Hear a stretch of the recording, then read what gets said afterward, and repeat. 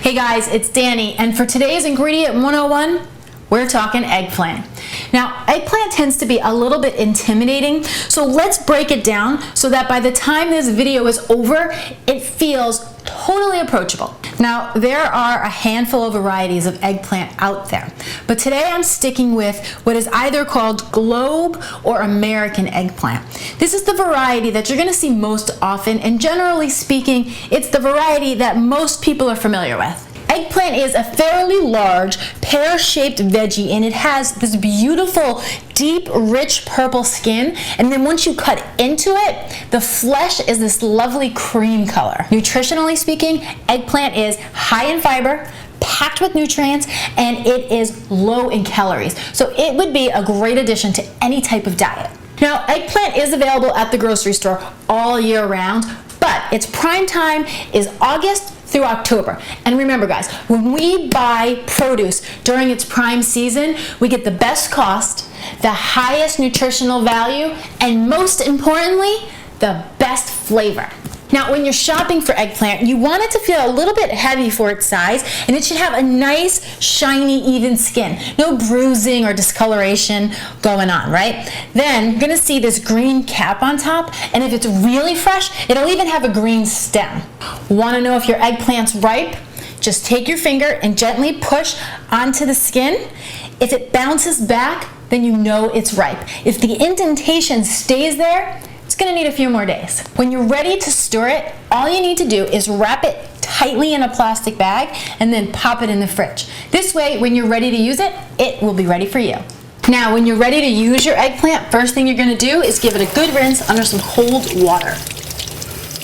Now, conventionally grown eggplants have a wax on them to give them a longer shelf life, but organic eggplants do not. So if you don't have an organic eggplant, you may want to peel off the skin. But if you don't have to, you don't want to, because this skin is packed with nutrients. When you're ready to cut into your eggplant, you're just going to lay it on the cutting board and then slice off both ends. Then you just want to cut it into about 1/4 to 1/2 inch slices. Now, eggplant holds a lot of water, and if you cook it as is, it can be a little bit tough or a little bit bitter. So the secret to a nice, sweet, creamy, nutty eggplant is salting. So once you've got your eggplant all laid out, you just want to sprinkle each piece with a little bit of kosher salt. Then you're going to lay them down into your colander, salt side down, sprinkle the opposite side, and pile them up, doing the same thing as you go. Once you've got all of your eggplant salted and in the colander, just put the colander over a bowl to catch the water and place something nice and heavy right over the top. A teapot works perfectly. The salt helps to draw the excess moisture out of the eggplant, and the teapot helps to squish it all out. So you can leave it here anywhere from a 1/2 hour to an 1.5 hours, depending on how much time you have. Once the time has passed, you're going to see that there's going to be a little bit of water at the bottom of your bowl. That's what came out of the eggplant, and the slices are going to be thinner. All that water came out of them. Then I like to lay them onto a kitchen towel just to pat off any excess moisture on the skin, and they are ready to go. Now, eggplant slices are great if you wanted to make an eggplant parmesan or if you threw them on the grill, but if I'm gonna saute them or roast them, what I usually do is pile them up and cut them into a 1-inch dice.